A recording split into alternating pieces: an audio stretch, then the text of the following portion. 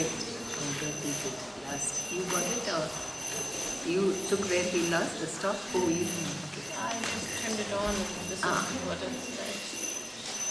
He said he finished humility.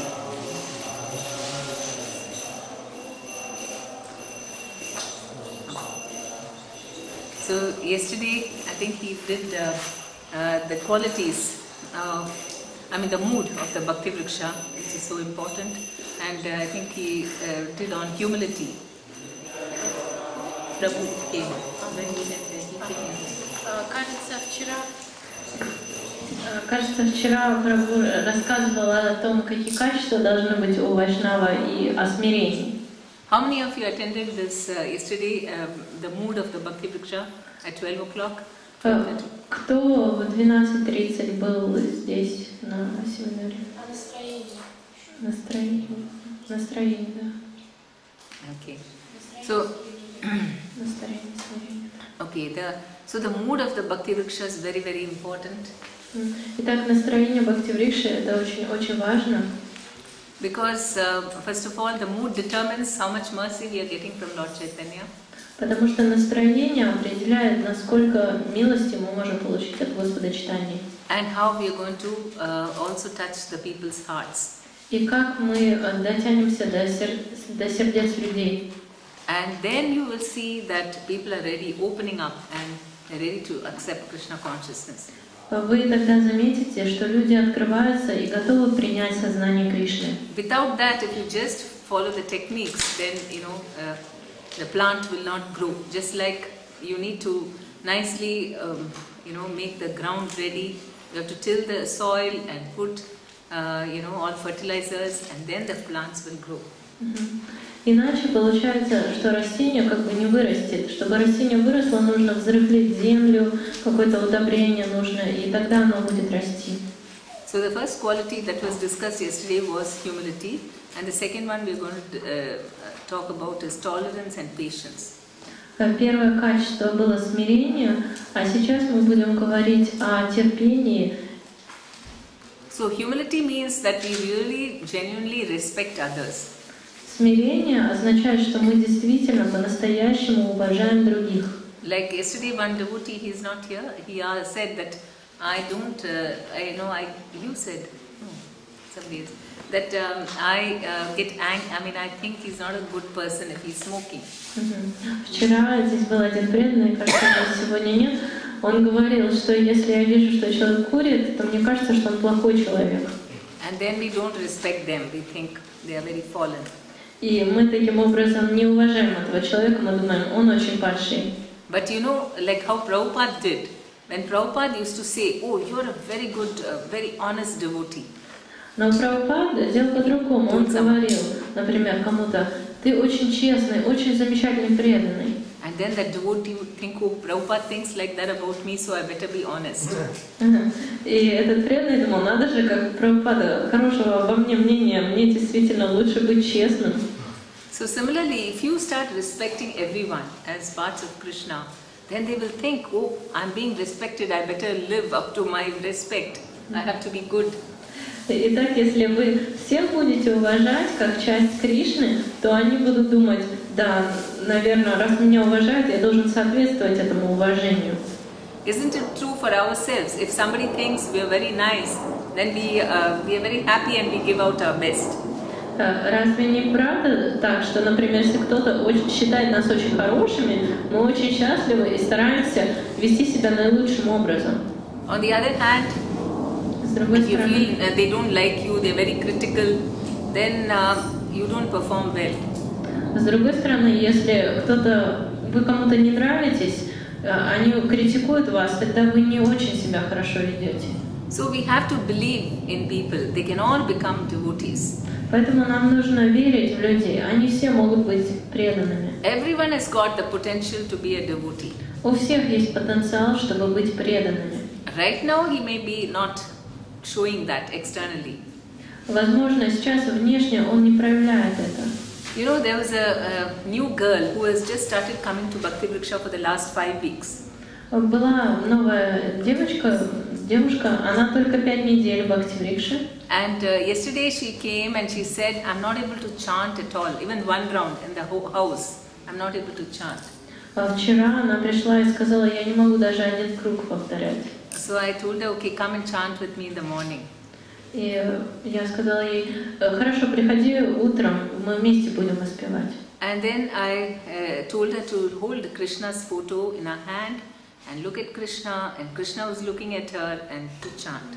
И Матаджи сказала, возьми фотографию Кришны в руку и смотри на эту фотографию, он будет смотреть на тебя, и ты воспевай. And just after a few times of chanting, she started crying. И спустя несколько мантр, которых она повторила, она начала плакать. And she said, maybe I'm so fallen, that's why I'm crying. Она сказала, наверное, я очень падшая, поэтому я плачу. Then I told her, no, it's because you love Krishna and Krishna loves you. Нет, я сказала ей, на самом деле это потому, что ты любишь Кришну, и он любит тебя. And she finished 4 rounds. И она закончила 4 круга. She's a new devotee. Она новая, преданная. So who's a devotee and who's not a devotee, we don't know. Так что кто преданный, кто не преданный, мы даже не знаем. And so we must respect, we should think that everyone can become a devotee. Мы должны всех уважать, мы должны понимать, что все могут быть преданными. And when you believe in them, they'll think, oh, the leader believes in me so much, so I must be a devotee. И когда вы верите в них, они подумают, надо же, лидер, он так верит в меня, мне нужно стать преданным. So if they have all bad habits, they don't look clean, and they, they're not very well behaved, still, what we think is not about the past, but the future. И даже если у него очень плохие качества, и он плохо себя ведет, мы не думаем о прошлом, мы думаем о будущем. In the future they're going to be a devotee, and you believe that they are a devotee, and you talk to them as if they are a devotee. В будущем они станут преданными. Вам нужно верить в это, и вам нужно вести себя так, как будто они уже преданные. And then you know what? They will start feeling they are devotees. И вдруг они почувствуют, что они преданные. So if we have to, the leader, that is only out of humility you can feel like that. If you feel, because that means if I can become a devotee, everyone can. That's humility. Смирение значит, даже если я могу стать преданным, то все могут стать преданными. We should never forget how we were before becoming devotees. Никогда нельзя забывать, какими были мы перед тем, как мы стали преданными. Then we will respect everyone. Тогда мы будем уважать всех. But we don't expect any respect from them. Но мы не ожидаем от них никакого уважения. And that is what will touch their hearts. И это дойдет до самого сердца их. Because finally, what the reality, the truth is what is going to have its effect. Реальность такова, и правда в том, что это даст свои результаты. When they can feel your selflessness, that is what is going to change their heart. Когда они почувствуют ваше бескорыстие, оно изменит их сердце. So, humility is the first quality, and not expecting any, being more humbler than a blade of grass and more tolerant than a tree. Okay, so we are going to tolerance and patience. How do we show our tolerance and patience? Should I translate everything you said? Okay, fine. Yeah. Это Can you please say smaller sentences? Yeah. I can't. No. Yeah. Yes. What do you want me to translate? No, just that first is being more humbler than a blade of grass. That we did. Now being more tolerant than a tree. Таким образом, мы сейчас поговорили о том, что нужно быть смиреннее, чем травинка, а теперь мы будем говорить о том, что нужно быть терпеливее дерева. So how should we be tolerant to the members? Итак, каким образом мы должны быть терпеливыми к членам групп? We allow people time to grow. Мы разрешаем людям, даем людям время, чтобы они росли. You know, some leaders are so ambitious. As soon as the members start coming, they want them to do everything fast. And if they're not doing, they think, oh, they're very slow. Некоторые лидеры, они настолько амбициозны, к ним только люди пришли, они думают, все, теперь он должен это делать, не дают им время. And then Да, извиняюсь. А если не делают, то они думают, что очень медленно развиваются люди. And then they lose interest. Oh, I'm not a good leader. И они теряют весь интерес и думают, я, наверное, плохой лидер. And they feel, oh, my members, they're all not interested in Krishna consciousness. И они думают, все члены моей группы, им вообще не интересно сознание Кришны. But we should allow people to, if you just allow them, okay, doesn't matter, I'm not putting you under any pressure. Но если вы скажете, будете себя вести таким образом, что я не хочу давить на вас, But you make Krishna attractive to them, но сделайте так, чтобы Кришна стал для них привлекательным, then they voluntarily want to advance. так они сами захотят развиваться. This example of this Mataji, she was struggling to chant even one round. Вот пример этой Матаджи. Она не могла даже один круг прочитать. But when she saw that Krishna loves her and she loves Krishna, she could chant 4 rounds. Но когда она увидела, что она любит Кришну, что Кришна любит ее, она смогла прочитать 4 круга. So the whole program is to make people love Krishna. Вся эта программа состоит в том, чтобы люди стали любить Кришну. All other regulative principles, chanting will automatically follow. Все регулирующие принципы, воспевания, все это само придет. So to make them love Krishna, that is why we need to care for them. Чтобы они начали любить Кришну, мы должны заботиться о них. And we organize picnics, so they start loving devotees. Мы стараемся создавать пикники, чтобы они любили преданных. And we make them read books, so that they come to know about Krishna. Мы просим их, чтобы они читали книги, чтобы они узнали о Кришне. And then keep giving them spiritual nourishment. So we keep on trying to improve, so that they all get a lot of Krishna consciousness. Мы даем им духовное воспитание, взращивание, чтобы они могли получить много сознания Кришны. That means anything, apart from the regular Bhakti Vriksha program, then any news or any extra things which will interest them. И помимо программы Бхакти Врикша нужно какие-то новостями какими-то делиться, какими-то новыми вещами, чтобы вызвать их интерес. Any interesting program, then we take them. Какая-то интересная программа, мы можем их пригласить. We organize japa marathons. Джапа-марафоны организуем. So in this way we keep giving them spiritual nourishment. И таким образом мы взращиваем их духовно. And keep giving them love. И мы продолжаем дарить им любовь. So there are different ways in which you can give your love. Есть разные способы, как мы можем дарить любовь. All the services that you're doing for them is an expression of your love. Все служение, которое вы дарите им, делаете для них, это выражение вашей любви. Just you accepting them and being concerned about their progress, that is also love.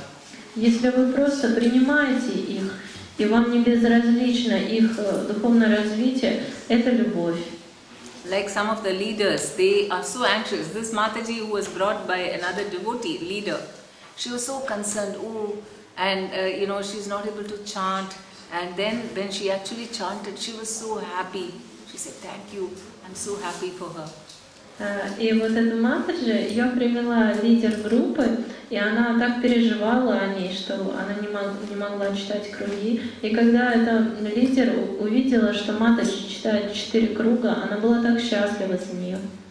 So they can see that. Their leader is so concerned about me. That is love. И таким образом мы можем сказать, человек подумает, надо же, лидер, он так переживает обо мне, он меня любит.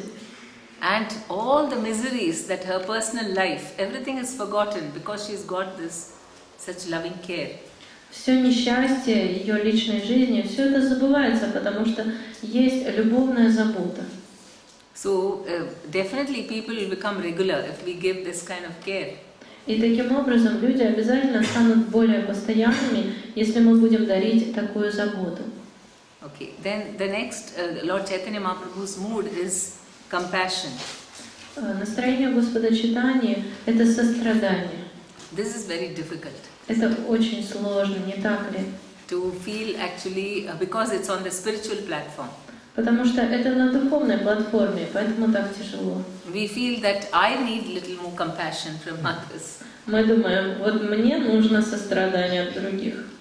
But actually, it is more, I mean, you feel it's much more rewarding to give than to take. На самом деле намного приятнее давать, чем брать. You'll feel much more happier giving compassion to others. Вы будете чувствовать себя намного более счастливыми, если будете проявлять сострадание к другим. Why? Because you will get more compassion from Lord Chaitanya. Почему? Потому что Господь Чайтанья будет проявлять больше сострадания по отношению к вам. So compassion means you don't see their bodies, you're seeing them as souls. Сострадание значит, что вы не смотрите на них как тело, вы видите душу. So then you will not see who is more qualified, who is less qualified. Вы не будете видеть, у кого больше квалификации, у кого меньше. But you will think everyone can be a devotee, so I'm going to be nice to all of them. Вы будете думать, все могут стать преданными, поэтому я буду хорошо относиться ко всем. And in fact, Chaitanya Mahaprabhu gave mercy to the most fallen. На самом деле, Чайтанья Махапрабху давал милость самым падшим. What we tend to do is, somebody who is very advancing nicely, we give more association to them. А мы как делаем? Мы делаем наоборот. Мы видим, что кто-то хорошо развивается, мы больше заботы ему дарим. And we neglect the little slow ones. А тех, кто медленнее, мы игнорируем. Да? We do that? Нет. Делаем мы так или нет?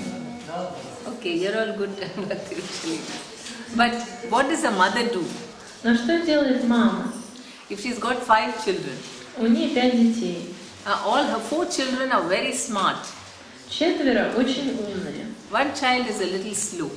А второй он немножко медленный. Who will the mother be meditating upon? На кого будет медитировать мама? Papas don't know. Папа не знает. The slow one, right? Mothers, they want all their children to be happy. So one child is slow, then she'll be thinking, oh, how to make. The smart ones can take care of themselves, but the slow one needs me. Мама будет думать о том, кто немножко отстает в развитии. Она думает, те, кто умные, они так о себе позаботятся. А вот этого надо потянуть. And Chaitanya Mahaprabhu elevated the most fallen to the highest perfection. И на самом деле Чайтанья Махапрабху, он возвышал самых падших до высшего совершенства. So you should believe that everyone can become a leader.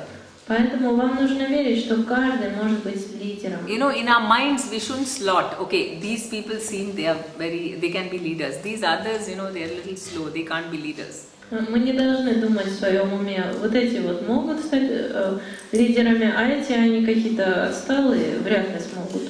If you believe all of them can be leaders, then you will tell them, yes, all of you are capable of being leaders, and you will give them training. Но если вы будете смотреть на каждого как на потенциального лидера, вы будете верить в них и будете обучать их.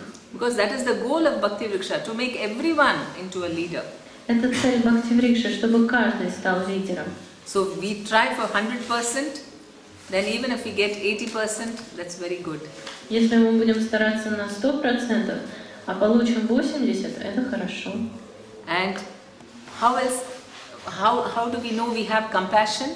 When we're deeply affected by people's suffering. А как узнать, есть ли у нас сострадание? Нужно посмотреть, действительно ли на нас влияет страдание других. Most of the time we don't even know what suffering people are going through. Обычно мы даже не знаем, как люди страдают. Normally we see people outside, they're well dressed and they look, you know, they look happy, and then we think, oh, nobody is suffering. Обычно мы видим людей на улице, ну, вроде бы хорошо одеты, вроде бы счастливые. Мы думаем, никто не страдает. But in Bhakti Vriksha, when they open up your hearts, that's when you see how much suffering is there in this world. Но в Бхакти Врикше вы видите, как люди открывают свое сердце, вы замечаете, сколько страданий в этом мире. So then the leader becomes more compassionate. You know, they become affected. Oh, I didn't know. So much suffering is there. People are going through so much of miseries. И таким образом лидер становится более сострадательным. Он даже не знал, а теперь он видит, сколько страданий. And then what happens is, Lord Chaitanya Mahaprabhu, he took the trouble to give relief from pain and distress to everyone. Чайтанья Махапрабху, он брал на себя это бремя, чтобы освободить всех от боли и страданий. So So similarly, the leader also, he listens carefully, he tries to help in so many ways to remove the suffering. Итак, лидер, он слушает очень внимательно, он старается все сделать, чтобы убрать страдания. And engage everyone in devotional service. That is Lord Chaitanya Mahaprabhu's mood. И настроение Господа читания также таково, чтобы каждого занять преданным служением. So even if they somehow, that is the leader's expertise. He has to find out what will attract this person, what service they will like, and then you give them that service. Вот в чем профессионализм лидера, что он видит каждого и он знает, какое служение его больше привлечет. Anyone, if you tell them to do something they like, they feel very happy. They want to serve Krishna. Потому что если вы кому-то скажете делать то, что они любят, они будут очень счастливы, они с радостью будут служить Кришне. And they also feel, oh, I'm quite important. See, I'm taking some responsibility. И они также думают, о, я важный, то есть я нужный, потому что есть какая-то ответственность для меня. And Chaitanya Mahaprabhu engaged everyone, including women, in preaching. И Чайтанья Махапрабху, он всех включал в проповедь, даже женщин. So see, he was such a revolutionary. No other avatar has done this. Он был революционером, потому что никакая другая аватара никогда не делала этого. So it is really completely transcendental. Поэтому это полностью трансцендентно. And it's really amazing to see how even Matajis can preach so nicely. Это удивительно смотреть, как замечательно могут проповедовать матаджи. All these olden myths that women are not so much interested in spiritual life, it's all not true. Все эти мифы, что женщинам не очень интересна духовная жизнь, все это неправда. Because they know how to take care, and you tell them to take care of the devotees. They do it so with heart and soul. Просто они знают, как заботиться, и вы просите их заботиться о преданных, и они всю душу и все сердце вкладывают в это. And before long, they get such a nice higher taste. И очень быстро они получают более высший вкус. And then all their old attachments just go away. I mean, negative things. И все их привязанности и какие-то негативные вещи, все они уходят. There was one Bhakti Vriksha leader, Mataji, and before she became a leader, she said, I was very attached to, buying all jewelry and dressing myself. И одна матаджи, она перед тем, как она стала лидером Бхакти-врикши, ей очень нравилось все время все покупать, одежду и украшения для себя. And then after 6 months of being a leader, she said, doing so much of service, calling up all my members, cooking for them, taking care of their children in the program, all this, I got such a nice higher taste. И после 6 месяцев, с тех пор, как она была преданной, она стала заботиться о детях преданных, стала готовить, все делать для них, и она получила более высший вкус.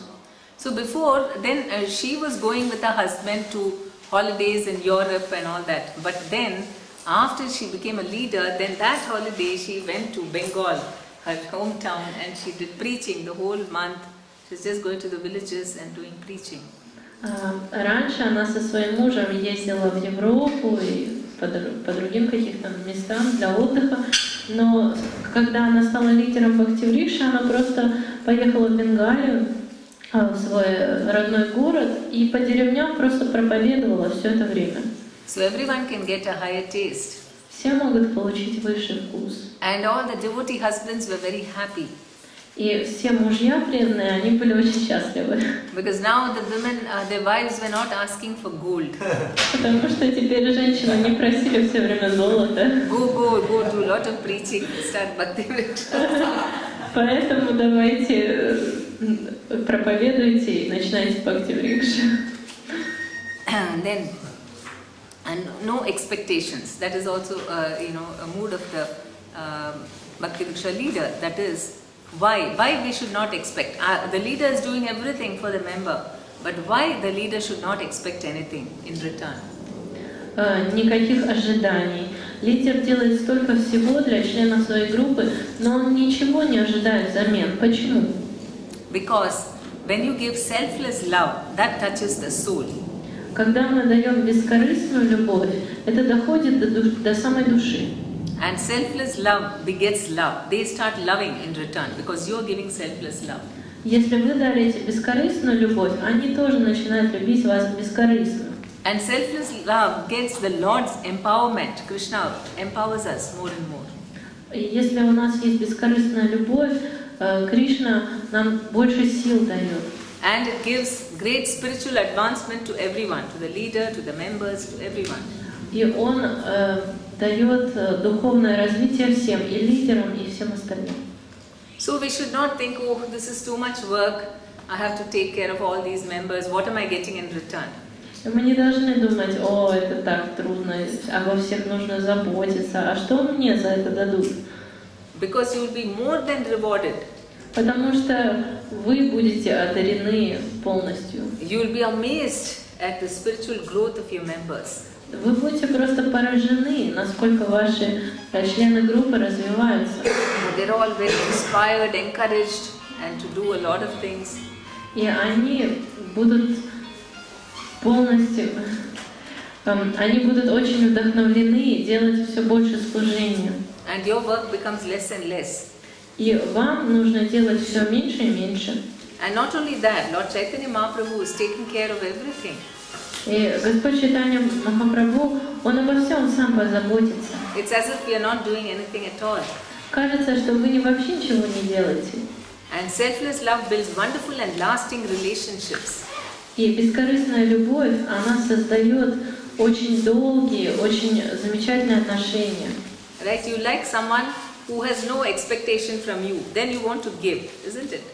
Вот, например, если вам кто-то нравится, и у него нет никаких ожиданий от вас. Do you like in material life, if somebody gives you something, they want that you give it back in some way, isn't it? В материальном обществе обычно, если вам кто-то что-то дарит, они хотят, чтобы вы тоже им что-то дали. Do you like that? Вам это нравится? You feel like a pressure. Вам кажется, что на вас давят. Oh, why are they giving me this gift? Now I have to buy something in return. Зачем же они мне это дарят? Мне придется им тоже что-то дарить. But then in spiritual life, somebody gives you and they don't want anything. Please don't give me anything. Но в духовной жизни вам кто-то что-то дарит, и ему ничего не надо. Он говорит, пожалуйста, не надо ничего Then out дарить. of love, you are thinking, how can I do something for this devotee? Но вы так любите этого преданного, вы думаете, что вы такое сделать для него. So then it's very nice. Then the relationship lasts your whole life. И это замечательно, потому что отношения, они длятся всю жизнь. And when you give selfless love, then everyone is inspired to follow. И когда вы дарите бескорыстную любовь, все следуют вашему примеру. And it attracts everyone in spite of material differences. И это привлекает всех, несмотря на материальные различия. Maybe some people are more educated, some people are older in age. Может быть, кто-то более ученый, кто-то старше. Someone may be rich, someone may be poor. Кто-то богатый, а кто-то бедный. But what attracts them is this love, this selfless love. So all of them, in spite of material differences, everyone is attracted to come to the Bhakti Vriksha. Но их привлекает вот эта бескорыстная любовь. И несмотря на материальные различия, все хотят ходить на Бхакти Врикшу. And it brings everyone to the spiritual platform. И это всех поднимает на духовную платформу. So that is what we are learning in Krishna consciousness, that we are not the body. Вот что мы получаем, какое знание в сознании Кришны, что мы не тело. And when you actually show them how, I mean, we have to show that we are not this body. И нам нужно как-то показать, что мы действительно не это тело. And then they will pick it up like very fast. Oh, whatever she's teaching or he's teaching, then that is what they are behaving like that. Then it inspires them very much. И человек думает, да, нужно все делать, как он делает, потому что это очень вдохновляет. So they will value everyone according to their spiritual advancement and not material, material differences. И эти люди, следуя вашему примеру, они будут ценить каждого как душу, а не смотреть на материальные различия. Does anyone want to share anything or their experience about this? Кто-нибудь может поделиться своим опытом насчет вот этой темы? Вот насчет то, что не материальная, да, бескорыстная любовь и нет материальных различий. Ответная реакция на бескорыстную любовь. So she just said that a lot of answers to the selfless love. Первое время я обзванивала преданных Бхакти-врикши только чтобы позвать их на Бхакти-врикшу или чтобы просить их о каком-то служении. А потом я подумала, что это слишком как-то корыстно. Не знала, что дело, и начала просто звонить преданным, спрашивать, как у них дела. Преданные начали таять. От того, что я ничего не говорю им про служение, я просто спрашиваю, как у них дела, как у них работа, как у них учеба, как у них родители, родственники, мужья, сестры, дочери, сыновья. Они так счастливы были. И тогда начали строиться близкие отношения. She said that at first she just called devotees just to invite them to the Bhakti Vriksha or give them some service. And then she thought that this is a little bit not so nice. And then she just started calling them to find out how they're doing, how is their family doing, how's their job. And then real relationships began to form. Very nice. You're from Thomas? From where? No, I'm from Ufa. С приготовлением просады я тратила достаточно много денег на просад, и хотелось хорошую очень сделать просад. И я так удивилась, когда преданные сами сказали, а где коробочка, давайте мы будем деньги оставлять. И стали оставлять достаточно много денег, и теперь как-то вообще много денег оставляют. Хотя никогда сама никогда не просила, они сами напоминают, а где же коробочка, где же коробочка. This Mataji is talking about Prashadam. Yeah, she spent a lot of money on Prashadam because she wanted it to be very nice for devotees. And she didn't ask for any money for Prashadam, but they just themselves, they said, where's the box? We want to give you some. And they left a lot of donations for Prashadam. Very good. Yes. Very good. Хорошо. Хотелось бы напомнить пример из жизни Шрилы Прабхупады, когда он приехал в Нью-Йорк, и он сам все делал, сам начал раздавал просад, мыл посуду, мыл пол в храме после этого, когда все уходили. Потом, через какое-то время, до кого-то дошло, он спросил, с вами же, может вам что-нибудь помочь? Он говорит, я долго ждал этого вопроса. What he was talking about, Srila Prabhupada, he cooked for everyone and cleaned the dishes and distributed prashadam and cleaned the floor. And then after a while, someone said, Swamiji, do you need any help? And he said, I was waiting for this question. Yes. So there is so his unconditional love and the reciprocate. Его бескорыстная любовь, она как бы Они получает. взаимностью. Да, отвечают взаимностью. On the other hand, if you think, oh, it's so difficult, please all of you help me, and if you tell them like that, then they would all think, oh, I don't want to, she's just putting all the work on me. А если вы всем скажете, о, это такая трудная работа, давайте все мне помогайте, то они не захотят, они думают, что вы всю работу на них взваливаете. But they start thinking, when you're giving that service, they think, oh, this must be something wonderful. I want to do service. Everybody will want. Но когда вы просто дарите свое служение людям, тогда они думают, о, наверное, служить это очень хорошо, я тоже хочу послужить. Okay. Then servant of the servant mood. Настроение слуги. Oh, sorry. By being respectful to both devotees and non-devotees. Нет, извините, у нас сейчас тема, что нам нужно уважать и преданных, и непреданных. We know we are respectful to devotees, but to non-devotees we, treat them badly. That should not be. Then they will not grow. Обычно у нас как бывает, что мы очень уважаем преданных, а непреданных мы не уважаем. Так не должно быть, потому что они не будут расти и развиваться. It's very important when the new people come, we treat them with great respect internally, that we really think they are wonderful. Then that will be very good for them. Это очень важно, когда приходят новые люди, нам нужно относиться к ним с глубоким внутренним уважением. And seeing only the good in everyone. Если мы будем видеть только хорошее во всех, that is a Paramahamsa's quality, это качество Парамахамсы or a Hamsa, swan. или качество Хамсы, то есть лебедя. A swan will just take if you give milk, then it will take only the milk substance and leave all the water. Потому что лебедь, он может из молока, смешанного с водой, он может выпить только молоко и оставить воду. Or the bumblebee. If you have a very dirty place and there is just one plant with one flower in it, the bumblebee will avoid all the dirty things and go just to that flower, take the honey and fly away. Или, например, пчелка. Вот у вас, допустим, очень грязное место, там ничего нет, кроме одного маленького цветочка.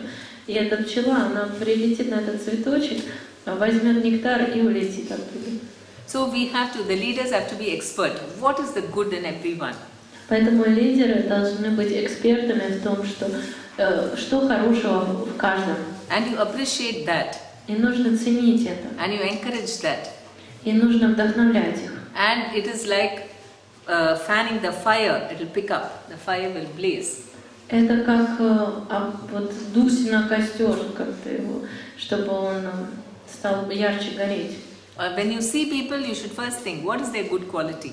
Когда вы кого-то видите, вы сразу должны думать, а какие у них хорошие качества. Encourage all through appreciating, okay, and then this builds their deep respect for Krishna consciousness. If you respect them, then they respect Krishna consciousness so much. И если вы будете их уважать, они будут очень уважать сознание Кришны. Because Krishna consciousness is seeing so much good in me, so then they start respecting Krishna consciousness. Они видят, что из-за сознания Кришны вы видите в них столько хорошего, и они тоже начинают уважать сознание Кришны. Then they will easily accept and follow spiritual guidance. И таким образом они с легкостью примут и будут следовать духовным наставлениям. Any problems in this area? Есть ли какие-то проблемы, чтобы выполнить это? Вопрос. So all of you are very respectful to members. То есть вы очень уважаете каждого члена Бхакти-врикши? Да. We have some problems. What problem? Какие?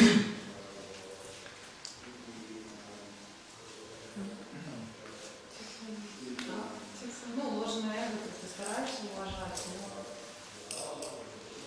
правда это не проявлялось еще на Бхакти-врикше, но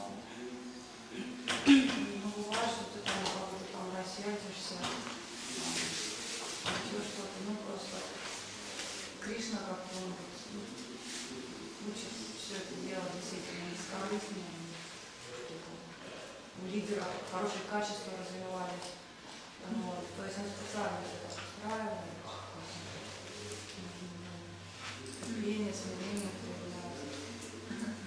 She's saying that false ego is getting in the way of respecting, and she wants to respect everyone, but sometimes it happens that she can get angry with someone, but she feels that Krishna is teaching her to do everything with humbleness and service. Okay. Wait,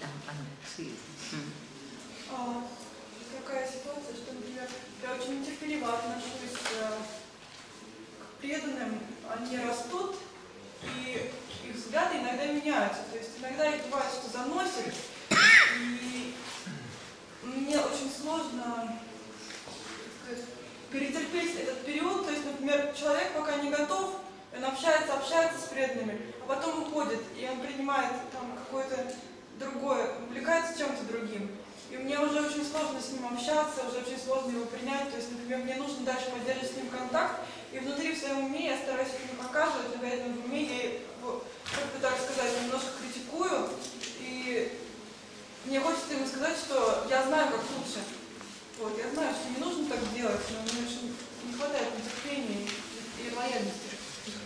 Matthew said that sometimes she is very not respectful enough, especially if someone comes to the Bhakti-vriksha, and then sometimes it happens so that they go to the Bhakti-vriksha, but then they suddenly get involved with some other faith or some other interests, and she starts, in her mind, she starts criticizing them, although she tries not to show it, but it's hard. Yeah, okay.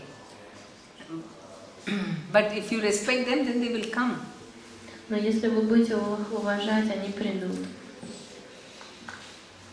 So just that, you can think that I'm not going to let them not be a devotee. I'm going to somehow try my best. So if you pray to Krishna and you are very humble to them, then they will come. Итак, если вы будете верить, что они все-таки могут быть преданными и будете молиться Кришне, тогда они могут прийти. То есть, видите, это как просто такие болячки, да, которые у нас на всех есть, и что душа, она все будет с Кришной, стараться хотя бы. Is it like that we should think that it's like some kind of illness or sickness that we all have? Yes. But the soul wants to go to Krishna. Yes. Okay. Yes. There's somebody. Oh, one. Мы вот сейчас говорим о том, что преданных мы как бы автоматически уважаем, а новеньких, то есть как бы нужна небольшая аскеза. Но, например, в нашей ятре был пример, когда Бхакти-Врикша началась, новенькие это восприняли с большим энтузиазмом, и никаких проблем не было, а старшие преданные наоборот. Критиковать, говорить, что это ерунда. И там, наоборот, была проблема в том, чтобы с уважением к преданным относиться, то есть, с уважением к младшим вообще никаких проблем не было. То есть, как вот с этим как поступать? They had a vice versa situation in their yatra, that they began a Bhakti Vriksha, and the new people, they were very enthusiastic, and it was easy to respect them. But the devotees, non-Bhakti Vriksha devotees, they started criticizing and they said Bhakti Vriksha is just something not so important and not so authoritative. So how do we respect these devotees? No, it is just. Спасибо, пожалуйста. Дополнить можно, что действительно такой же вопрос. То есть именно старшие преданные, они, собственно говоря, не приходят на Бхакти Врикшу. То есть вот новенькие, да, они горят, наоборот, приходят. А те, которые уже давно, почему действительно вот эта потеря? Мне кажется, суть одна и та же.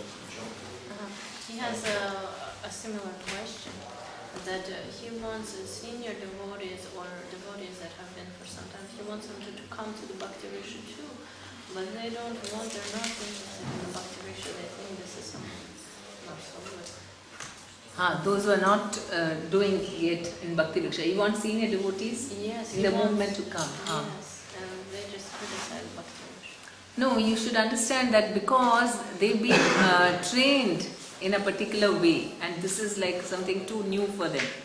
Понимаете, их обучали другим образом, и для них это что-то очень новое. So if you show results in your members, in your preaching, in Bhakti, when they see the results of Bhakti Vriksha, then slowly their attitude might change. Вы просто покажете им результаты, вы покажете свою проповедь, покажете людей, которые меняются, и их отношение, оно тоже изменится. People always resist change. Людям не нравятся перемены. They like a comfort zone. They've been trained in something, they don't want to learn anything new. Они любят вот эту зону комфорта. Вот их обучили каким-то образом, они ничего нового не хотят. But if you show results, then slowly they'll be forced to also try. Но если вы покажете результаты, они могут вдохновиться тоже попробовать. But you should respect them in spite of that. Но все равно нужно их уважать. Otherwise they will think, oh, these Bhakti Vriksha leaders, they are very proud. Иначе они подумают, о, эти лидеры Бхакти Врикши совсем возгордились. Right? And then they will never take Bhakti Vriksha. И тогда им никогда не будет интересно. Because they are devotees, so we respect them for that. Они преданные, поэтому мы их уважаем. Yes. Вот я для Прабху еще скажу. У нас вчера матушка приходила, вот вы как раз в нашей группе Бхакти Врикша, она в сознании Кришны с 92-го, по-моему, года, и она не принимала Бхакти Врикшу вообще. она была против них и очень защищала Намахата. Но когда ее дочка начала вести бхакти-врикшу, она увидела бхакти-врикшу, увидела, как меняются преданные и ее дочь в том числе. Сейчас она приехала сюда, чтобы учиться и вести бхакти-врикшу. This Mataji is talking about a Mataji who's very against Bhakti Vrikshas. She's been a devotee for a long time, since 1992. And when her daughter started doing Bhakti Vriksha, she was first very against, but then she saw that her daughter's changing, so many devotees are coming, so good results. She was very happy, and now she came to the festival to also take training. Very nice. Отлично. Можно вопрос еще? Очень тяжело. Мы должны в первую очередь проповедовать для тех, кто только приходит в сознание Кришны. Но когда преданные, например, приглашают своих друзей, часто друзья бывают разные и выступают очень агрессивно относительно высказываний Прабхупады, каких-то цитат. Очень тяжело сдерживать. Ну, конечно, не проявляешь реакции на меня, но это видно по отношению к людям. Нет уважения. Это не преданные, да? Это не преданные, да. Очень они начинают критиковать на бхакти-врикше молодых преданных, стараешься как-то отвечать, стараешься объяснить ситуацию, но все равно сохраняется не очень хорошая атмосфера, и не понять, как можно с уважением относиться к людям, как работать над собой, чтобы в таких ситуациях. What happens if, for example, new people come and then sometimes they invite their friends who are not very favorable, and these friends on the Bhakti Vriksha, they start criticizing the devotees and even Prabhupada. She starts to explain something to them to answer, but this creates a bad atmosphere, and how to deal with all this. Okay. So, if they are critical, then it is just, I mean, you have to be patient and try to understand, I mean, explain to them, or you just ignore it. If they say something critical, don't take it very seriously. Нужно или объяснять, или просто игнорировать, то есть не принимать близко к сердцу. And so after the class, then you try to make friends with them. После занятий постарайтесь как-то подружиться с ними. And then slowly all their misunderstandings will go away. И постепенно их недопонимание, оно уйдет. Even some of the greatest devotees in ISKCON, they have mentioned how the first time they came to ISKCON, they had all bad thoughts. I mean, you know, they were very critical. Даже самые лучшие преданные, они рассказывали о том, когда первый раз они пришли в ISKCON, у них были очень критичные мысли.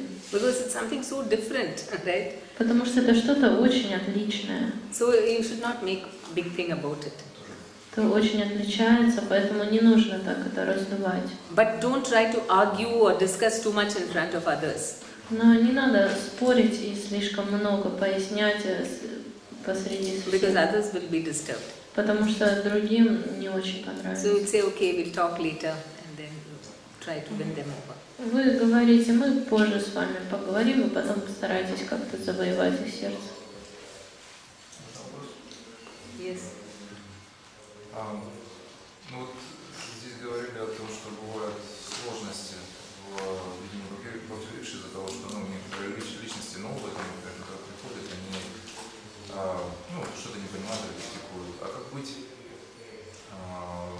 с теми, кто, скажем, например, в свое время получил какой-то опыт, например, он достаточно подкован в философии, и, вероятно, может быть, даже практиковал в свое время. И настроение достаточно специфичное. То есть к нам пришли однажды 3 человека, которые утверждали, что они боги. Вот. Это клиника, да, это сложно, конечно. Ну, то есть очень сложно удержать себя, чтобы вообще просто вообще себя корректно вести с этими людьми. Однако они понимают, что они делают. То есть, и я не могу понять, мне нужно продолжать и выражать какое-то терпение к ним, или просто нужно закрыть дверь за этими людьми. Как вы считаете, как лучше поступить? Okay, the situation is that there are some people who maybe even practice maybe Krishna consciousness or something, and they come, but they have a very strange attitude. For example, 3 people came and they said they are God, and it's very hard for him to respect them. And should he just make them go away, or what should he pay more attention to them? What should Prabhupada had to deal with such people. Kind of. Прабхупаде приходилось тоже иметь дело с такими людьми. So when in private, I mean, don't say anything. Suppose they say I'm God, and then you just smile and you continue with your program. Ну вот, например, они говорят, я Бог, а вы просто улыбнитесь и продолжите занятия. And then after the program, when you are with them alone, А после программы, когда вы уже с ними наедине, then you know, I'm just giving an example. Just show me. You just, you know, try to go near the eye and then they will retract. вы постарайтесь как-то так подойти к ним, вот очень близко, и чтобы они так испугались немножко. And then you can say, this is God, you're afraid. How can you be God? Ну, как это так? Ты же Бог, что ты испугался? Как ты можешь быть Богом тогда? So you can just joke about it, because then they will realize, oh, how can I be God? Вы просто пошутите, и они подумают, правда, как это, я не могу быть Богом. And then you can slowly explain about how we're all small particles and everything. You know, little bit you can tell them. И потом со временем вы сможете такими маленькими частичками рассказать, что на самом деле мы маленькие частички Бога.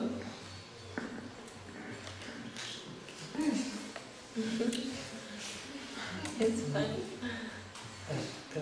Можно добавить к этому моменту, что у нас сейчас тоже один новый человек появился в Бхакти-врикше. Он профессиональный музыкант и достаточно гордый в каком-то смысле человек. И он так со скептицизмом относится к преданным и к Прабхупаде, ко всему учению. Ну, вроде как я все знаю, я все умею, такой эзотерик. Ну, можно было бы с ним спорить, некоторые преданные пытались спорить с ним на программе, там, ну, просто старались как бы дома даже, говорит, игнорировать, ну, в хорошем смысле игнорировать, то есть не вдаваться в подробности. Ну, я видел, что ему не очень интересно там Прабхупада, предание гуру и так далее. И можно с ним стали говорить о музыке, как-то вместе музицировали немножко. Я его спрашивал, как у него проходит его концерт и так далее. И сейчас просто удивительная вещь произошла. Он пришел к нам, увидел у нас большую книгу с фотографиями Прабхупады, вот альбом. Взял такой, стал осматривать, говорит, я вот ничего особо не знаю о нем. Он даже не может его имя еще толком выговорить. Говорит, мне так нравится, как он выглядит, я хочу эту книгу. Так нравится вот ваш духовный учитель, просто его внешность, она так меня привлекает. Prabhupada said that they have a new person on the Bhakti Vriksha. He's a professional musician, and he's a little bit proud, you know, how it happens with musicians. And he wasn't interested at all in guru. It was like he was esoterical. And then, so someone tried to argue with him or ignore him, but nothing really worked at first. And then they just talked to him about music, about things he likes. And then after a while, he came and saw a book about Prabhupada. He just saw his photo, and he said, I really like him, I want this book, and he started changing. Yes. So, yeah, we need to strike a chord. Prabhupada was very expert in this. You know, I mean, like once he had gone to, Disneyland in USA. Прабхупада, он знал, как правильно все делать. Однажды он поехал в Диснейленд, США. And one lady, I mean, just because, I don't know, maybe he wanted to see for the temple something, some design or something he had gone. Он хотел посмотреть какой-то дизайн, который бы пригодился для храма. And then there was one lady who came to take them around the place. И пришла одна женщина, которая провела по Диснейленду. And she was feeling very nervous. Она очень... Because Prabhupada was, I mean, no, she didn't know what to talk to him. Она видела Прабхупаду такой вот, она не знала, о чем с ним говорить, очень переживала. So Prabhupada looked at her and he said, very nice hairdo. Hairstyle, very nice hairstyle. Прабхупада посмотрел на нее и говорит, у вас такая прическа классная. And she felt so happy because, then she liked him so much, she started talking to him. Она так воодушевилась этим, такая была счастливая, она стала с ним говорить. And then after that, even Prabhupada could tell her about Krishna consciousness and she accepted it. И после этого со временем Прабхупад смог поговорить с ней о сознании Кришны, и она приняла его. So in the beginning, actually, we don't need to tell all about Krishna consciousness. И вначале нам не нужно сразу говорить о сознании Кришны. We listen a lot and we talk to them about what interests them. Мы много слушаем, и мы говорим о том, что интересно им. And then they are ready to listen to us. И потом они уже смогут слушать нас. I used to see how His Holiness Jayapataka Goswami, you know, in the beginning, all new devotees were there. He would talk for hours with them about what interested them, because they were all in car companies. He would discuss about cars with them. Матушка говорит, что его милость Джайапатака Госвами, он раньше говорил о каких-то машинах вот с людьми, то, что им интересно. And then they would all feel, oh, so nice. They would feel more devoted, you know, in their Krishna consciousness. Они так хорошо себя чувствовали, они вдохновлялись сознанием Кришны. So sometimes, I mean, you don't have to talk only about philosophy with them. Вам не нужно только философию с ними Like обсуждать. you said, right? Кто говорил? About the musician, you said. Да. About he liked music, and so you talked about it, and then he was very happy. Then that's all. People want some acknowledgement, some acceptance. Then they're ready to open up. Да, то есть вы поговорили о музыке, и все изменилось. Люди просто хотят какого-то признания, и что мы их принимаем. Okay. Then the mood is to be the servant of the servant. А настроение таково, чтобы быть слугой слуги. We are the servant leader. Мы слуга-лидер. In fact, it's coming from Bhaktivinoda Thakur, who said that in the entire Namahatta program, he is the sweeper. А Бхактивинода Тхакур говорил, что лидер во всей Намахате, он тот, кто подметает. The other, I mean, he put Commander-in-Chief as Nityananda Prabhu, and as so many other positions he gave other people, you know, head of, like, you know, other chiefs of each place, like that. But for himself, he said, I'm the sweeper of this. Он давал позиции другим, вот Нитянанде Прабху, он говорил там главный такой-то, такой-то, а сам он о себе говорил, я на самом деле здесь просто дворник. So that is the mood in the Bhakti Vriksha. Everybody feels that I am the servant. И вот настроение Бхакти-врикши, каждый думает, что я просто слуга. So some people have the doubt that if you feel like a servant, then how will others listen to you? И некоторые думают, вот странно, если я буду себя чувствовать слугой, кто же меня слушать будет? Anyone has that doubt? Есть у кого-то такие сомнения? So because normally in material life, the leader has to be authoritative and strict. Обычно в материальной жизни лидер должен быть такой авторитетный и строгий. Then everyone follows out of fear. И все следуют, потому что боятся. But here in the Bhakti Vriksha, the leader has to show by example and inspiration. Но здесь в Бхакти-врикше лидер должен показывать пример и вдохновлять. And then people want to follow because of that. И тогда люди из-за этого хотят следовать. So a servant means we should have the spirit of giving without grudging. Поэтому слуга значит... What means grudging? Grudging means, oh, why do I have to give? Like that, feeling bad about giving. You should just give freely without... Не скупиться. Да, то есть нам нужно не скупиться, просто отдавать и не думать о том, зачем мне. Because a servant likes to give. He's not, you know, thinking that, why should I give?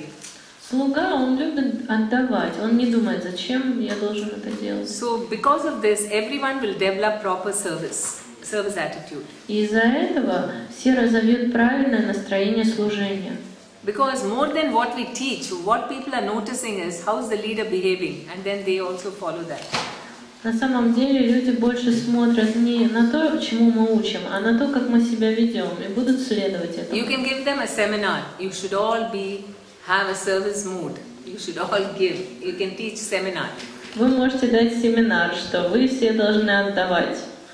But all the people will be watching how's the leader behaving. Но все будут смотреть, а как ведет себя лидер.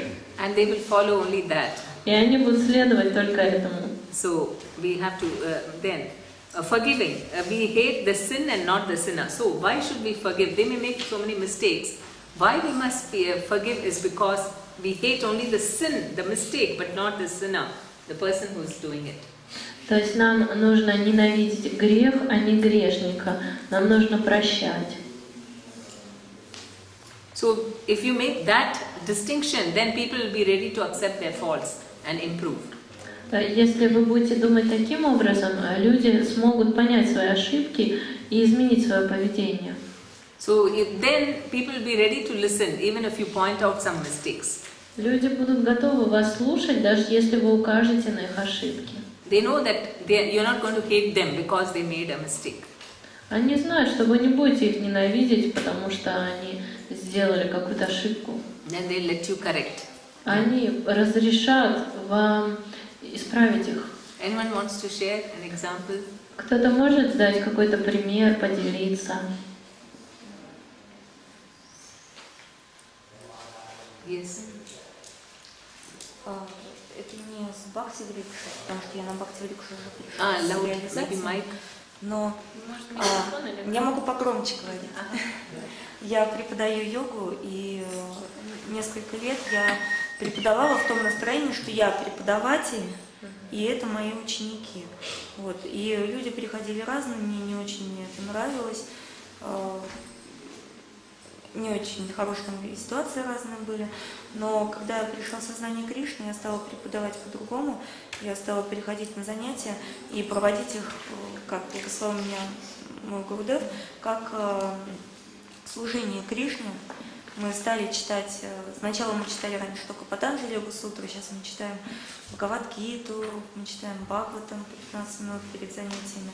И половина учеников в 3 студиях, где я преподаю, они переходят на Бхакти-врикшу, кто-то регулярно, кто-то не очень, кто-то ездит в город, кто-то уже ходит на программы, и несколько уже стали такими осознанными, преданными. Но это только благодаря тому, что вот, есть возможность, есть благословение такое вот от старших преданных, как правильно вести себя там. То есть работа поменялась. Okay, Mataji was talking about her experience as a yoga teacher before Krishna consciousness. She taught people that I'm the teacher and they should listen to me in this kind of mood. And there were a lot of non-secret situations. And they read Patanjali Yoga there. And then she became a devotee and she changed the way she teaches yoga at work. Like more like a servant. And many people from her yoga class also became devotees and go to meditation. Haribol! So. Я хотел рассказать одну историю, но с одним моим очень близким другом возвращались с Харинама в Симферополе. Это не совсем так, чтобы связано с Бхакти-врикшей, но это связано с тем, как меняется сердце просто у людей. Вот. И, я был в обычной такой одежде, шел, вот, мой друг, очень близкий, вот, он шел, с аккордеоном, там, вот, настоящий преданный. И мы проходили через парк и увидели 4 таких бандитов, пьяных сильно. И они увидели, они поняли, что это за люди, собственно. И один так с вызовом сказал: Хари Кришна. Я так обомлел, потому что я начал глазами искать какую-то дубину, потому что обычно такие ситуации хорошо не заканчиваются. Вот. И я говорю: Харибол, ты а сам очень, напрягся очень сильно, воинственное настроение. И тогда мой друг подошел к нему, к этому человеку, он с аккордеоном, и говорит: а давай споем. А он очень сильно удивился, потому что ему редко такое предлагали. Он сказал: а я не знаю слов. Да я тебя научу. И они начали петь. То есть киртан у них начали. И я видел, что у человека его настроение такое воинственное, агрессивное, оно начало меняться, потому что у него сердце начало меняться. А потом, просто накануне еще слушали семинар, который проводили в Бостон-Киртоне, и говорили, что нужно просто на книги выносить. И когда ему протянули книгу, он сказал: а что это? И ему дали такое объяснение: это, возьми, пожалуйста, это книга о любви и о смерти. Он взял эту книгу, я видел, что он совсем другой человек, он уже протрезвел, по-моему. его коллеги, которые стояли рядом, они не понимали, что с этим человеком произошло. Вот. И я понял, что на самом деле общение с чистым преданным, оно меняет полностью сердце. И это настоящее чудо. Я бы так сказал. He talked about a very interesting story of kind of like a miracle that he has a very close friend and they were returning from Harinam.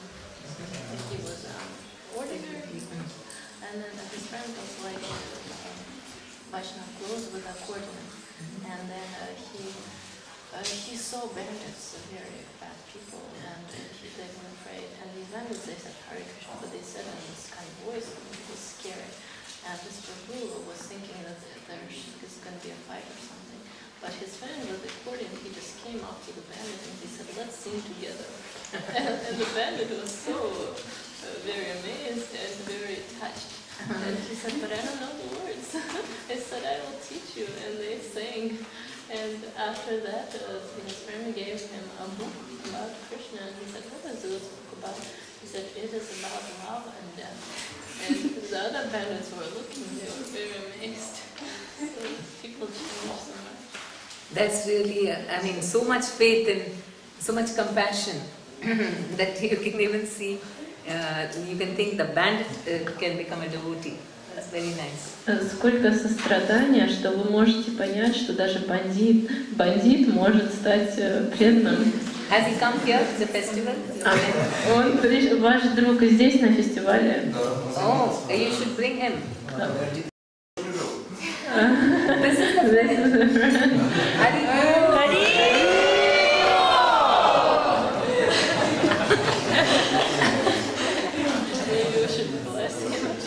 So your Bhakti Vriksha members are all very happy. Ваши Бхакти-врикши, члены вашей Бхакти-врикши очень счастливы, наверное. Да? Надо их спросить. Что? Надо их спросить. Should ask them. Следующий год попробую привести кого-нибудь из них, спросите. Next year we'll try to bring some of them here and you From can which ask place? them. С какого города?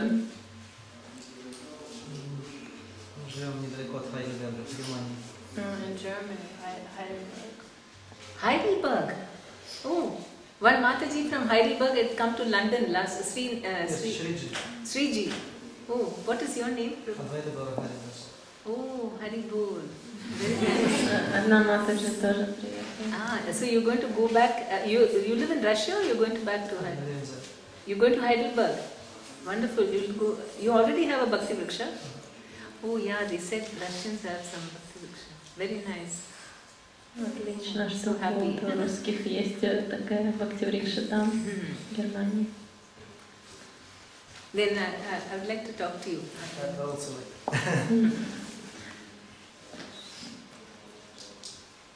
See, there are so many Bhakti Vrikshas in Germany. Видите, сколько Бхакти-врикш в Германии? Одна, да? Ну, там есть разные группы, некоторые на Махатане, пару Бхакти-врикш, некоторые без каких-то определенных названий. There are two Bhakti Vrikshas, a few Namahatas, and a few Bhakti Vrikshas or Namahatas, I'm not sure yet. Developing at own pace. Okay, that's good.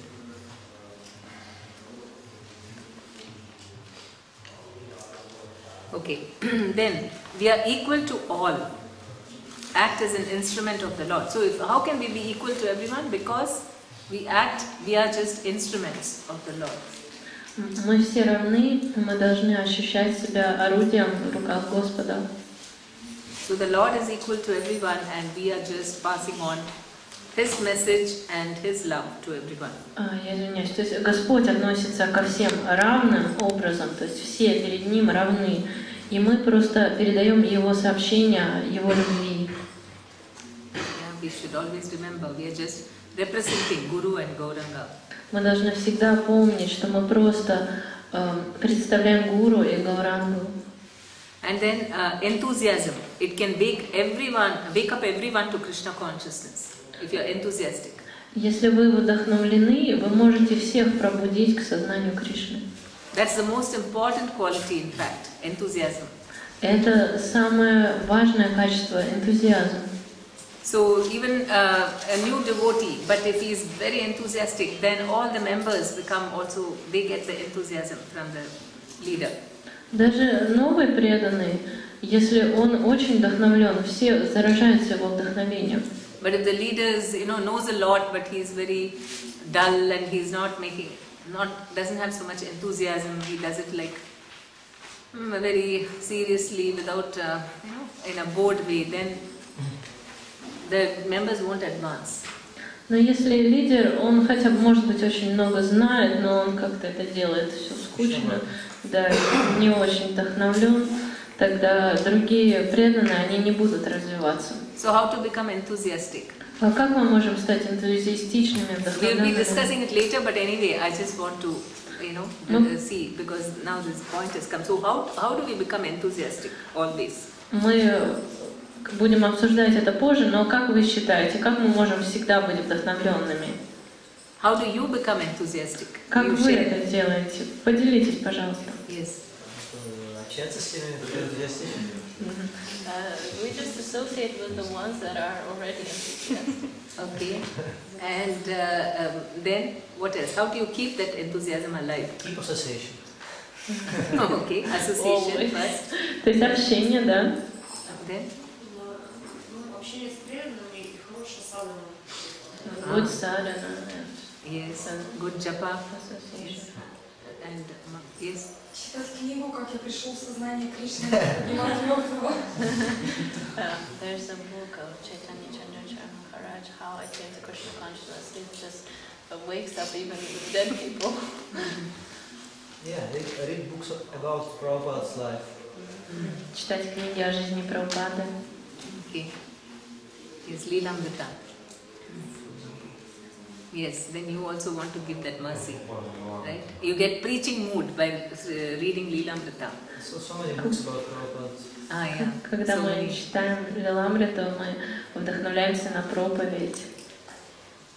Yes. Вдохновляться именно от цели, которую хочешь достичь, и тем самым появляется внутреннее вдохновение, желание достичь этой цели. Поэтому просто идешь, и вдохновение идет изнутри. Always remember the goal that you are trying to achieve. If you meditate on this goal, you will have more enthusiasm to achieve it. Very good. Yes. Okay, these are some of the ways, and also if you prepare in advance, your whatever you're going to teach them, go through it 2 days before, so that you know the passage clearly, what the answers for all the questions, and so on. Then you can make it very interesting for them. Также, если вы за 2 дня все прочитаете, подготовитесь как следует, вы очень сможете интересно Бхактиврикшу провести. So now we go now to the system itself, how we are conducting. So what exactly, any questions on this, the mood? Мы сейчас будем разбирать систему, но есть ли вопросы о настроении еще? We'll go to the system then. What is it? Тогда мы будем разбирать систему, как проводить. Question.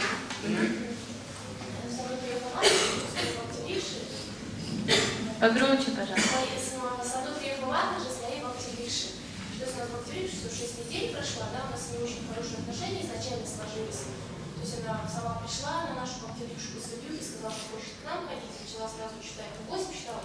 После нашей Бхактиврикши начала читать 16 кругов. Ну, здесь приехала, она начала, она как бы еще с христианским таким уклоном, то есть приехала, когда она начала, там, первый день она пошла по храму, то есть Москва и Будапешт, такая христианская столица, да, привезла много книг, ну, я как бы все хорошо реагировала, я думаю, здорово, что человек развивает отношения с Богом, с другой сампрадай, наши тоже касаются, да. Но когда она сказала, вчера с ней начали разговаривать, что вот когда я всем вайшнавам говорю про христиан, они как-то все странно реагируют, и я тоже в этот момент странно среагировала, что мы реагируем нормально. И вот разговор у нас такой получился, был вроде интересный, ну, все как бы хорошо закончилось, мы сошлись на том, что главное же любовь, и каждый придет, и каждый с кем разделяет отношения, кто с Кришной, кто с Христом, да. Но после этой ситуации у меня тут остался все равно осадок, да, я чувствую, что наши отношения, они после этого разговора не вверх пошли, а вниз. То есть это тоже вопрос и уважения, и настроения. И у меня не было интимала, да, она очень хотела этих интималов, да, ну, 2 года. Я приготовила для нее все, как теперь учить, то есть теперь это будет очень навязчиво. То есть, ну, как разрешить, как к этому подойти. There's a Mataji she's here at the festival. She's been going 6 weeks to Bhakti-Vriksha, but she also really likes Christianity. And she likes to go to churches also. And she talks about Jesus Christ rather often. And at first it was okay, but then she came, they had a very good relationship, close relationship. And then this Mataji came to her and said, you know, devotees, they react so strangely when I talk about Christianity. And she said, no, we react good, but she also said it a little bit maybe not so nicely. And after this talk, the relationship kind of maybe went down instead of up. And she, this Mataji also wanted to give her Kantimals, and now she doesn't know how to give because she feels that maybe it's too imposing. Yes. Your question? The question is how to make the relationship good again. What did the devotees were trying to discourage her or telling her things against Christianity? А преданные, они что ей говорили о христианстве? Они как-то ее... Что они говорили?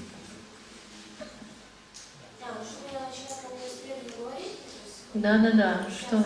Да.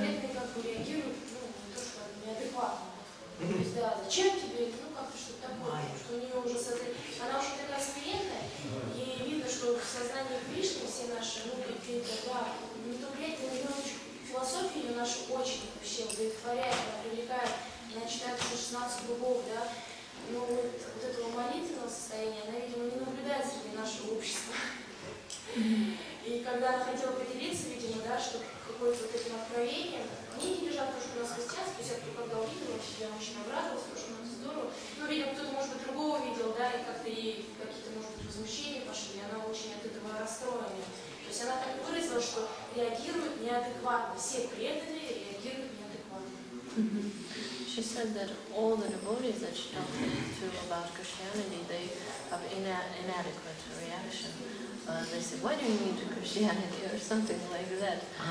But she is really interested in philosophy and she's very humble, but she's discouraged by this. No, that's why you need to, you need to say that yes, we also accept Christianity, we think Prabhupada always spoke like that, Christ is the Son of God, we accept. So if you show, again you can become friendly with her by saying that you accept Christianity. Вы можете восстановить с ней отношения, сказав, что вы принимаете христианство. И Прабхупада, он всегда говорил, да, Иисус Христос — это Сын Бога. And you don't say give up Christianity and become a devotee. Don't say that. Не надо говорить, что оставь христианство и стань преданной. You have to have faith in the holy names. Вам нужно верить в Святое Имя. There was once a nun in Italy. A nun. Однажды была в Италии монахиня. And she came to His Holiness Jayapataka Swami. И она пришла к его святейшеству Джайапатаки Свами. And she said that, first she said, I will chant Jesu Christu, Jesu Christu, Christu Christu, Jesu Jesu. И она сказала, я буду повторять вот такую молитву. So he said, okay, fine, no problem. Он сказал, хорошо, без проблем. And because she was chanting, she was sincere and she was chanting Christ's name. Но так как она была очень искренней, и она повторяла имена Христа, after some time, she got inspired. Okay, why not I try Hare Krishna mantra? Но через какое-то время она так вдохновилась, она сказала, почему бы Харе Кришна мантру не попробовать? Then she started chanting 16 rounds. И она начала 16 кругов читать. And she took initiation. И приняла инициацию. And she was still staying in the convent. Но при этом она оставалась монахиней. And she said, I used to hide and chant Hare Krishna mantra because the others, the other nuns, they will think, what is she doing? Something else. Но она, когда повторяла джапу, она прятала ее, потому что другие монахини, они могут подумать, что она делает. So we are free and liberal, and then allow them to advance at their own pace. The holy names, we should just encourage them to chant. То есть нам нужно принимать их и просто стараться вдохновить, чтобы они повторяли мантру. And Krishna will do all the rest. И Кришна сделает все остальное. So even in India, all the time we have this same situation with respect to worshipping of demigods. То же самое есть и в Индии, в том, чтобы уважать, чтобы относиться с уважением к полубогам. Like Shiva or Ganesha. Да, уважать тех, кто поклоняется таким полубогам, Ганеша, Шиве. And sometimes for a whole year they may be still worshipping Shiva, still thinking, I'm attached to worshipping Shiva. Они могут целый год служить Шиве и думать, а вот я привязан к тому, чтобы служить Шиве. But they will be attending Bhakti Vriksha and doing everything also. Но при этом они ходят на Бхакти Врикшу и все остальное делают тоже. But at the end of it, they are convinced and then they agree. Но в конце концов они все-таки соглашаются. So these attachments are very deep-rooted, so we should not immediately try to change them. Эти привязанности, они очень глубоко коренятся, не нужно сразу стараться их поменять. After all, they've learned this, they've accepted this for their entire childhood. For all their lives, they've been worshipping someone, and then you say, no, give it up. It's very difficult. Очень сложно, потому что они с самого детства поклоняются таким образом Господу, и очень сложно взять и отрубить кого-то. And we should also respect. We shouldn't say, oh, what you're doing is all nonsense. That is also too much for them to take. Нам нужно уважать, не нужно говорить, что все, что вы делаете, это все ерунда. First of all, it's not nonsense. Потому что это не ерунда. And secondly, it is some false ego, no? That whatever I did, you're saying it's useless. И также это ложное эго, что получается, я что-то делаешь, а ты мне говоришь, что это ерунда. Whatever my family taught me, you're saying it's all nonsense. Моя семья обучала меня всему этому, а ты говоришь, что это ерунда. So we have to be very sensitive. Поэтому нужно быть очень чувствительными, аккуратными. We appreciate whatever, yeah, very good. Christianity is also very nice. Нужно ценить, нужно сказать, да, христианство это тоже очень хорошо. And you can say we like the concepts of bhakti. There is also devotion in Christianity. What are the common things? You talk about that. Вы говорите о том, что есть общее между христианством и вайшнавизмом. And then she will be ready to listen to everything. И потом она сможет слушать все. Chaitanya Mahaprabhu, he converted Pathans to Krishna consciousness by same technique. He was saying what is common in Islam and Vaishnavism. Chaitanya Mahaprabhu, he converted Pathans. Pathans are from Afghanistan. But they were in India. Что такое партанцы? Так называется. Muslims. Читание Махапрабху, он приводил партанов в сознание Кришны. Мусульман, да, из Афганистана. And he told them what is common in Islam and Vaishnavism. Он говорил об общих вещах, которые есть в вайшнавизме и в исламе. So then they were attracted to take. И потом они смогли принять. So that is what we should see. What are the common points and attract them. Поэтому нам нужно понять общие какие-то вещи и привлечь. Be patient. They may take a long time to completely surrender to Krishna. И будьте терпеливы. Возможно, очень долго понадобится времени, чтобы они полностью предались Кришне. They may commit to Krishna Sadhak, Krishna Seva, everything. They may take up Siksha programs, but still, they may still have attachment to whatever they were praying. in the past. Они могут, конечно, принять уровень Кришна-садха и так далее, но они все равно привязаны к тому, к той молитве, которую они совершали раньше. But there's no need to worry, Но не нужно переживать, because they're getting all the knowledge потому что они получают все знания, and they're chanting, и они воспевают. and slowly their faith will become strong in Krishna. Их вера, она станет сильной. Through the Bhakti Vriksha, we have no problems about changing people. You know, there have been so many Sai Baba followers, so many demigod worshippers. В программе Бхакти Врикша было столько людей, которые следовали учению Сай Бабы, и кто поклонялся божествам, то есть полубогам. And then they change when you are, because of Bhakti Vriksha. Но они поменялись из-за Бхакти Врикши. Okay, so even Christians will change. Можно добавить? Можно дополнение просто? Вот об общих чертах христианства и сознания Кришны. Читание Чанчаран Прабху недавно сказал такую вещь, что Прабхупада говорил, что вы знаете, кто такой Христос? Христос — это наш гуру. То есть, потому что он сострадание и любви в неверующем обществе. То есть мы этому тоже стараемся следовать. Да, поэтому именно это общая такая вещь, любовь и сострадание. Мы все понимаем, и это тоже не говорили, потому что но это проблема. Что телефон, понимаем, да? Это есть, просто остался все равно, у меня осталось. То есть я привела пример даже своей маме, что главное же не ритуал, а то, что мы следуем. Мама христианка, да?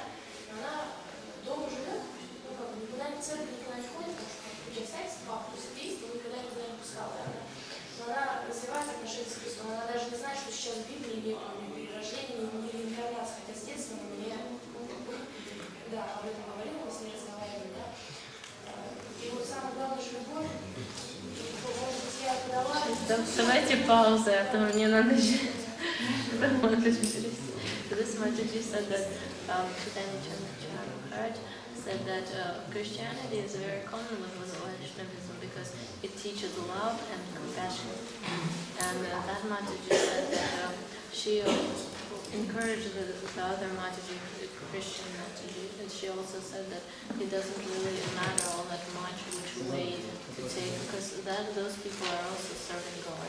And her mother is also Christian, although she doesn't go to church because her husband doesn't allow her. But she's trying to have a relationship with Jesus Christ. And actually, she knew about reincarnation because it was in the Bible before. And she told her daughter this when she was small. And now they took it away from the Bible and she doesn't even know. И просто когда скажу, что мы о всем говорим, наши общие точки, да, как мы обнялись, нам желаем сколько ночью, я до сих пор думаю об этом. И у меня нет вот этого чувства удовлетворения, я чувствую, что из слез стало какое-то идет, и вроде все хорошо, и все сказали, и вывесили, может быть. Я хочу понять, что это произошло. Я показываю результат. Сейчас, одну секунду.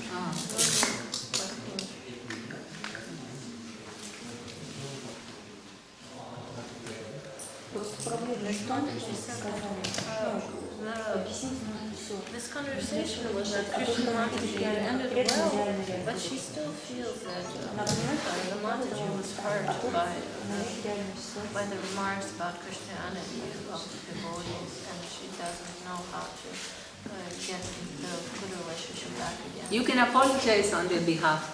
А вы можете попросить от их лица прощения, то есть за них прощения попросить, за преданных.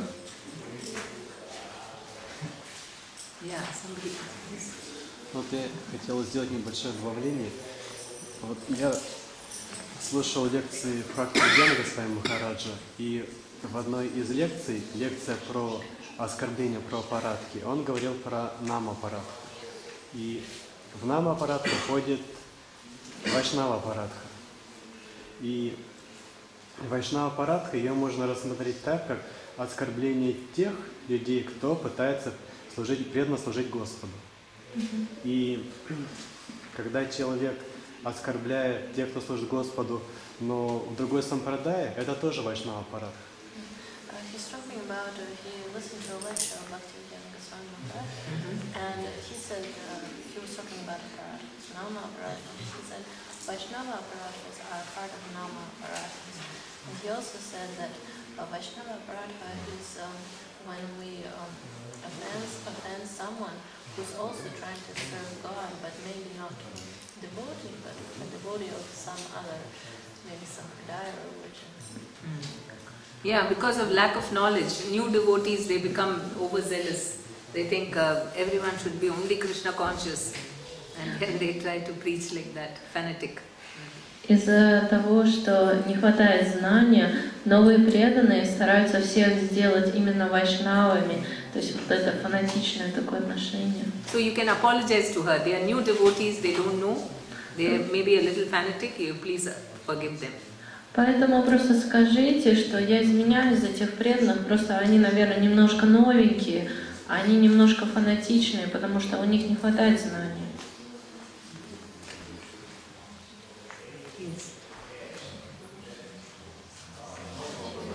Вот вы сказали, что нужно видеть то, что именно может сделать новенький или человек в духовной жизни.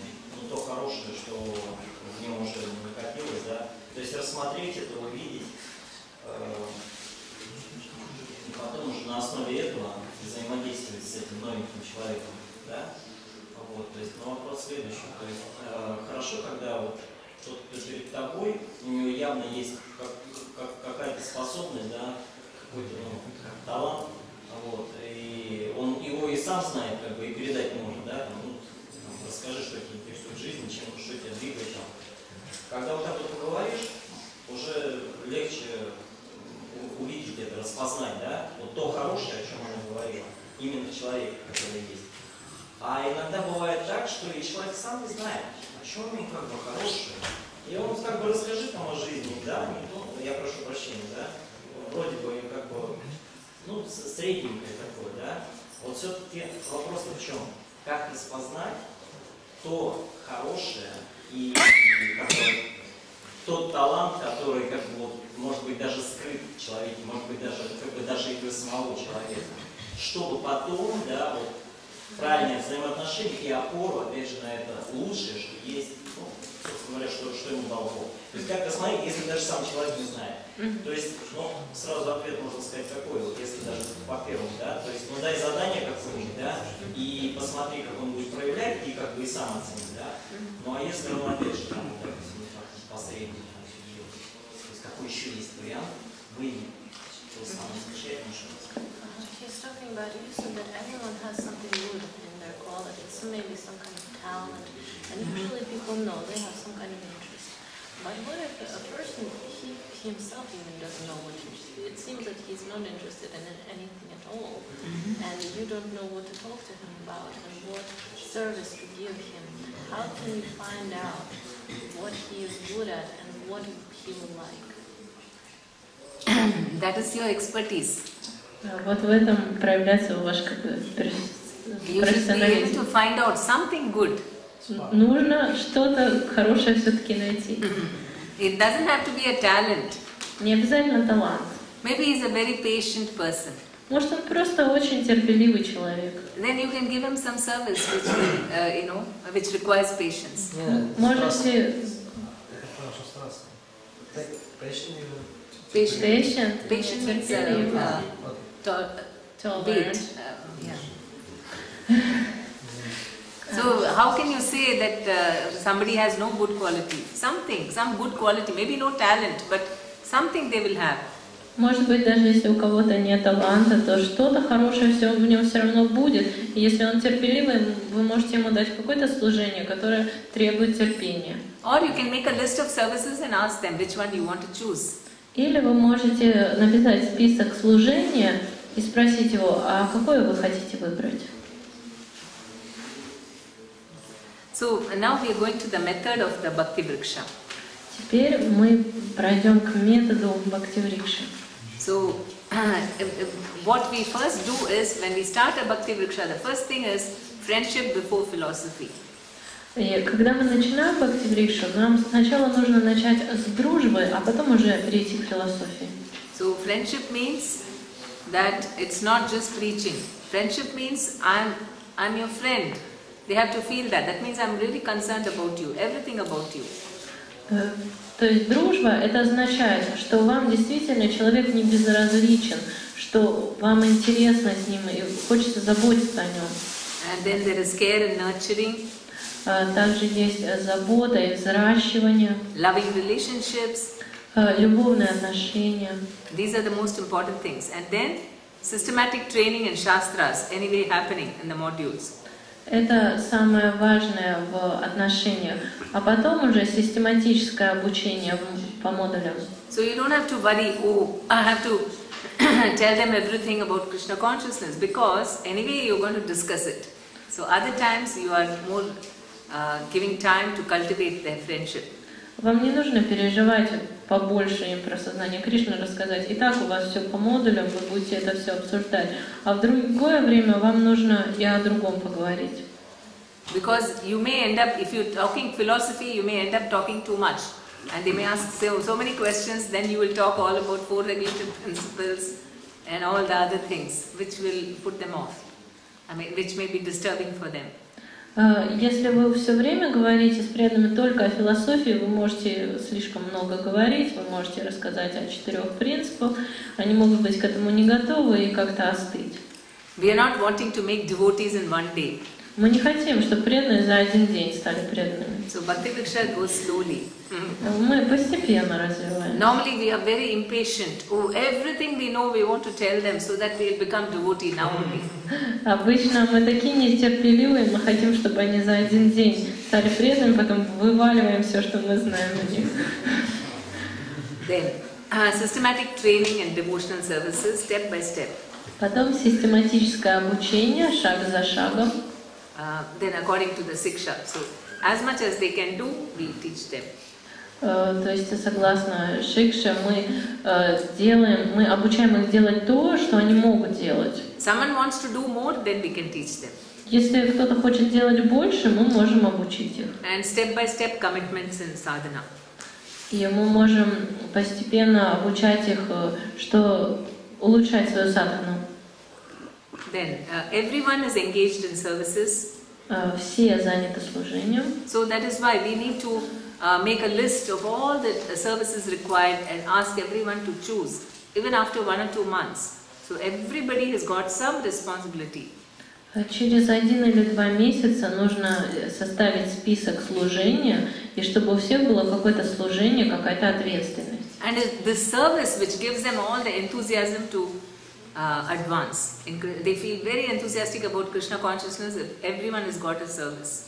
Если у каждого есть служение, все чувствуют себя очень энтузиастичными. You know, in Moscow, there was one Bhakti-vriksha. In fact, it was Krishnadas Kaviraj Prabhu's Bhakti-vriksha. And it was just about 6 months old. В Москве была Бхакти-врикша Кришнадаса Кавирадж Прабhu, и где-то 6 месяцев они проходили. And because he was a brahmachari, he didn't have any place, or he was not making any prasadam. И так как он был брамачари, у него не было своего места, он не готовил сам прасад. So he gave everyone some service. Поэтому он каждому дал служение. So then the members became so enthusiastic. И члены Бхакти-врикши стали такими энтузиастичными. Then, during winter, His Holiness Swami had come to Moscow, and he said that he saw a small child going in the sleigh, the sleigh, or mother taking the baby in the sleigh. Его святейшество Джайапатаки Свами Махарадж, он приехал зимой в Москву и увидел ребенка, который катался на санях. And so he said, "Oh, Lord Jagannath should also go in a sleigh." И он сказал, Господь Джаганнат тоже может покататься на санках. And they didn't have a Rath Yatra for a very long time, for some years in Moscow, because of government. Anyway, they were not given permission for about 5-6 years. Примерно 5 или 6 лет не было Радха-ятры в Москве, потому что не было разрешения. So that year they thought in a small way they will start, they will go to Arbat street and they will just take it in a palanquin, Gaurnitai, or Jagannath, sorry. И они решили, что на Арбате они Господа Джаганнатху поведут на паланкине, понесут. So, so they decided, and then Krishnadas Kaviraj Prabhu came and told their members that, you know, in 2 weeks' time we have to have a Rath Yatra in Arbat street. И Кришнадас Кавирадж Прабху сказал членам своей группы, через 2 недели нам нужно устроить Ратха-ятру на Арбате. And then we need funds for that. И нам нужны деньги для этого.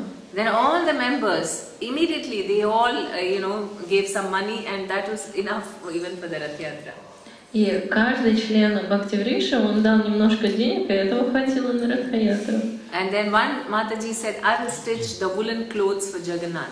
И одна Матаджи сказала, а я буду шить шерстяную одежду для Джаганнатхи. And two Mataji said, we will cook the prasad for distribution. 2 Матаджи сказали, а мы приготовим прасад для того, для распространения. And somebody said, I'll contact the carpenter for making the palanquin. А кто-то сказал, а у меня есть знакомый человек, который может сделать паланкин. Just this Bhaktivriksha members alone, you know, they organized the Rath Yatra. It was not such a big Rath Yatra, but anyway, they in 2 weeks, just the members themselves conducted, they organized the Rath Yatra. Конечно, это была небольшая Радха-ятра, но просто вот люди в одной Бхактиврикше, они сами полностью организовали Радха-ятру. So much enthusiasm because everyone felt responsible. I'm doing a service. То есть столько энтузиазма, потому что каждый чувствовал ответственность, он думал, у меня есть служение. And all of them were also advancing very nicely in Krishna consciousness. И все они очень хорошо продвигались в сознании Кришны. So we have to make sure that all of them are doing some service. Поэтому мы должны действительно увидеть, что у каждого есть служение. Then everyone is trained to preach. Также нужно обучать, проповедовать. This is the most important service we are doing. Это самое важное служение, которое мы делаем. Because even the Christians did a research that, it's already 12:30. Okay. He'll continue. Уже 12:30. Huh? Okay. Break for 10 minutes and then please come back. We'll continue. 10 минут и приходите обратно сюда, будет продолжение.